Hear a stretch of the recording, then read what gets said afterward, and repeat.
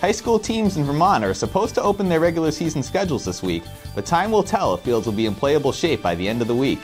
Over in Windsor, the school's softball field appears to be in good shape as far as its lack of snow cover goes, but a sloppy outfield forced officials to postpone today's opener against Twin Valley.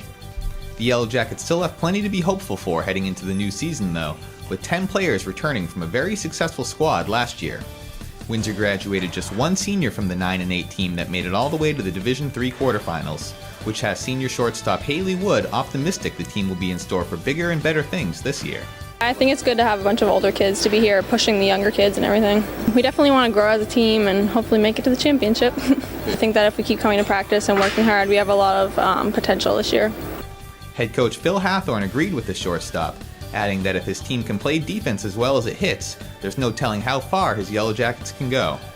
I think we get the nucleus. We could go a ways. Our pitcher, Ashley Bly, is throwing real well right now, and I hope we can just build on that. I got 4 or 5 kids that I think are really going to swing the bats well, so I think we can generate some runs if we can play defense and be smart with the ball. I think definitely better than 500 record, and I'd like to look at maybe 11 or 12 wins, depending on how everything falls and if we can keep everybody on board. Hathorn said that practicing indoors certainly hasn't been ideal, especially for the team's newcomers, given his emphasis on situational softball rather than just hitting and catching. It's always tough. I try not to go outside and then have to come back in. That's why we just threw and ran outside so we could get used to the elements.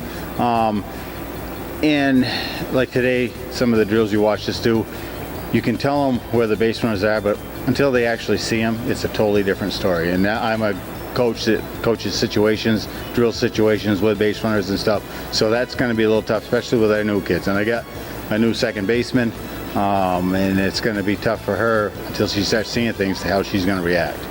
Wood agreed with her coach and said it would be interesting to see how things transition once they head outside. It's always hard starting inside. We've been in here for like 3 weeks now. We'll see what our first game is like. The team is slated to host Hartford on Friday, but that game could be moved up to Thursday if weather permits.